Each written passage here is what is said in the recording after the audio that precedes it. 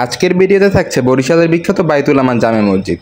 তো সকালবেলা নানুর বাসায় বসেছিলাম, গরমে কিচ্ছু ভালো লাগছিল না, ভাবলাম একটু গুঠিয়া মসজিদ থেকে ঘুরে আসি। তো সোজা বন্ধুকে নিয়ে চলে গেলাম গুঠিয়া মসজিদে। তো সবাই ভিডিওটা দেখুন এবং এনজয় করুন।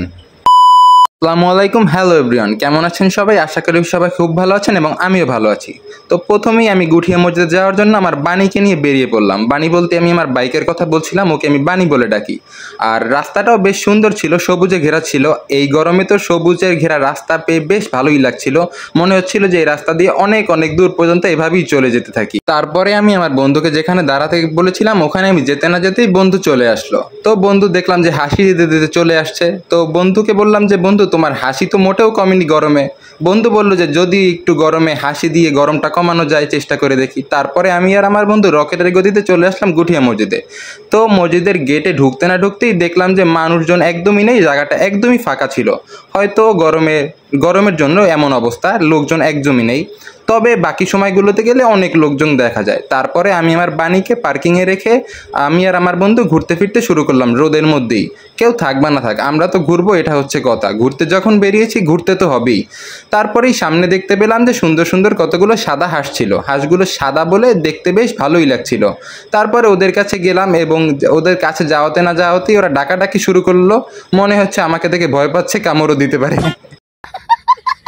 তো যাই হোক, এই গরমে হাঁসের কামড় খাওয়ার আমার একদম ইচ্ছা ছিল না। বন্ধুকে বললাম আমরা তাড়াতাড়ি ওদিক চলো, না হলে হাঁস আমাকে সত্যিই কামড়ে দেবে। তো যাই হোক, জায়গাটা বেশ সুন্দর লাগছিল, বেশ সবুজ ছিল জায়গাটা, বেশ ভালোই লাগছিল। তো বন্ধু আমাকে পিছন দিয়ে একটু ভিডিও টিডিও নিয়ে দিচ্ছিল, আমার বেশ ভালোই লাগছিল। বাট রোদ যা উঠেছিল মনে হচ্ছিল যে আমি যদি আর এখানে কিছুক্ষণ থাকি কাঠের মতো শুকিয়ে পড়ে থাকবো। তো বন্ধুকে নিয়ে মসজিদের পাশ থেকে একটু ভিতরে চলে গেলাম ছায়ার জন্য। তারপরে কতক্ষণ ঘোরাফেরা করে নিলাম। দেন আমি বন্ধুকে বললাম যে বন্ধু, এখানে তো ভালো লাগছে না, মসজিদের ভিতরে চলো, ওপাশ থেকে আমরা মসজিদের ভিতরে যাই। তো যাওয়ার সময় বন্ধুকে জিজ্ঞেস করলাম, বন্ধু রোদে তোমার অনুভূতি কি? তো বন্ধু আমাকে যা বললো আপনারাই শুনেন। তোমার অনুভূতি কি? কোনো অনুভূতি নাই, একদম ভালো লাগতেছে না। ওকে। তো গরমের দিন গরম তো লাগবেই, এটাই তো স্বাভাবিক, গরম মেনে নিতে হবে, কি আর করার। তো বন্ধু আর আমি সোজা চলে যাচ্ছিলাম মসজিদের দরজার দিকে।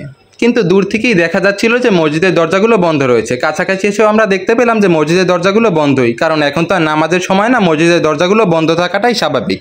তো বন্ধু আর আমি সোজা চলে আসলাম মসজিদের পুকুর পাড়ে। তো মসজিদের পুকুর পাড়ে এসেই দেখলাম যে আমাদের মতো দু একজন লোক ঘুরতে এসেছে এই গরমে। তাও মনে মনে ভালো লাগছিল, আমাদের মতো গরমে কেউ ঘুরতে বেরোয়। তো বন্ধু আর আমি কতক্ষণ পুকুর পাড়ে বসে আড্ডা দিচ্ছিলাম।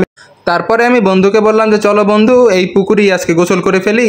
তো বন্ধু বললো যে না বন্ধু, এই গরমে আমার মোটেও এই পানিতে নামার ইচ্ছা নেই, তুমি নামলে নামতে পারো। তো আমি বললাম যে না, আমি আর একা নেমে কি করব। তারপরে আমরা ওপাশ থেকে ঘুরে একটু মসজিদের ভিডিও নিচ্ছিলাম।